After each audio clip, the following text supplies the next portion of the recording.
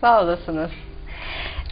Sevgili izleyiciler, ben hemen bir şiir daha okumak istiyorum. Ali Erenler'den bir şiir.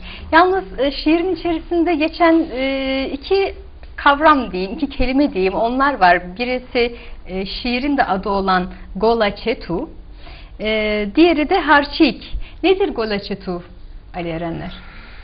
Golaçetu, Munzur ve Harçik çayların buluştuğu yer. Bizde ziyarettir.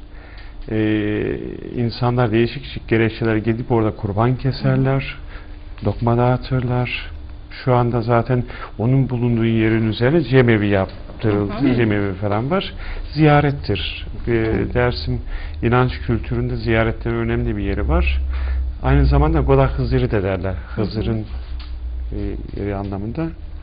Bu büyük olasılıkla çok yeni bir şey değildir. Yani bu Golaçetu'nun kutsal olması ya da insanlar için çok önemli olması büyük olasılıkla yeni bir şey değildir gibi geliyor bana. Çünkü tarihin derinliklerinden itibaren şöyle bir şey vardır. Nehrin olduğu yerler bir kere üretimle doğrudan bağlantılı, yerleşim alanlarıyla doğrudan bağlantılı. Hele iki nehrin ya da iki ayrı nehrin özellikle birleştiği yerlerde nehrin getirileriyle birlikte toprak çok verimli olur.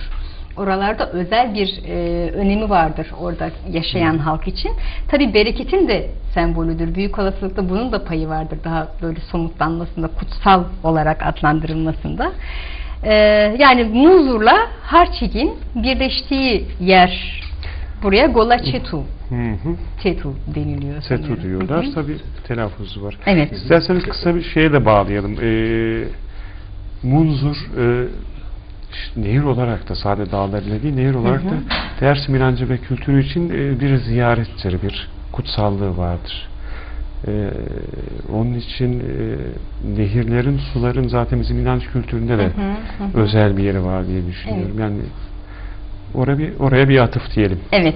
Şimdi Golaçetu isimli şiiri ben size okumak istiyorum.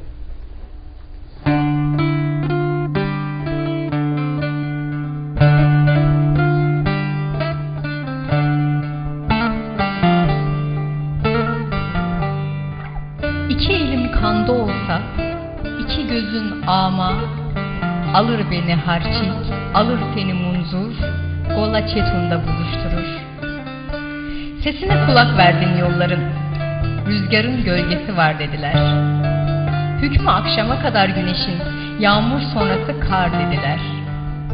Uçtum kelebek, sevdim kırlangıç, bozkıra nişanlı bir alıç.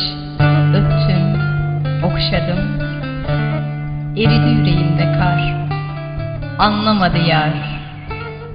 Bana zamanlardan bir sarı tat kaldı.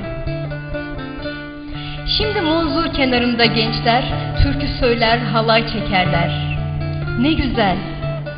Şimdi Munzur kenarında göz göze hasret giderir sevgiler, sevgililer. Ne güzel. Munzur kenarında olmak festivalde ne güzel.